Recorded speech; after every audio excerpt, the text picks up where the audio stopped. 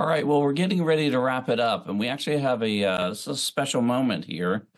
Beth Capello, who's served over 3 decades in the federal service, is going to be departing federal service in the not too distant future. Beth started her career as a Marine and has worked her way up to one of the highest entities within the federal service. And Beth, I just wanted to give you the floor to perhaps reflect back, maybe talk about the legacy that you're leaving, the building blocks that have been put in place. As I said, second to none over the course of since 2019 to now. And just give us some parting thoughts.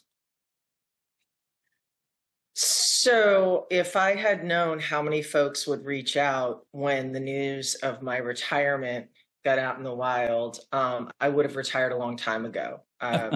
It's been, look, you and I have known each other a very long time. I came to Legacy U.S. Customs out of the Marine Corps and at the data center. And I thought, I'll do this for a couple of years while I finish my degree, and then I'm going to go do something else because I really don't like computers very much.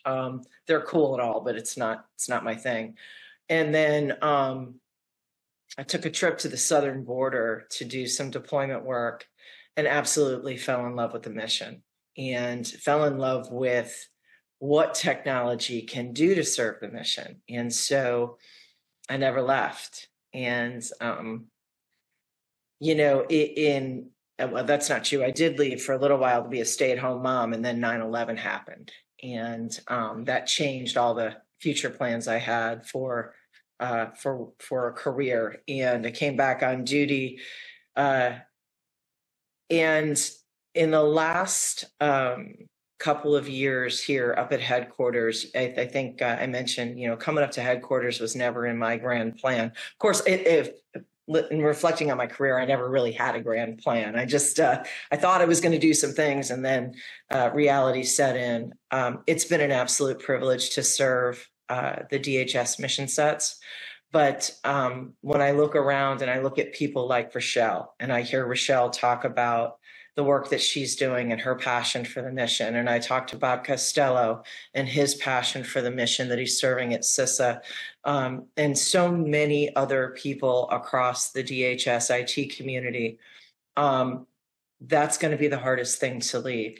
These are folks who could go anywhere and do anything and be successful, and they choose to serve at DHS. And that has been a gift, a privilege, a migraine some days. And it's just, I'm leaving with the deepest gratitude for the mission and for the people. And, just real briefly, Luke, when I mentioned when I got to headquarters, I probably went to headquarters with a 100-pound chip on my shoulder. I'm in a component. Headquarters imposes all this. Actually, I think it was on both shoulders. It was on both shoulders. All right, that's fair. And so I went up there and thought, why am I here? Right? What am I going to do here? And I am leaving feeling like I've made a difference. And I know that I am leaving the place in the hands of a technology team that I would put against anyone's. They are cohesive. I've said that word about 100 times this morning, and I think it matters. So thank you for the opportunity, DHS. Thank you to all of my colleagues who are continuing to serve the mission. Thank you to all the partners in industry who work so hard with us to make sure that we're getting all of the best technology in place for our operators. It's been a fabulous ride. Thank you. And thank you for all that you've done to keep this country safe and be able to prosper. I can't thank you enough on behalf of 300 and however many million citizens out there and beyond. So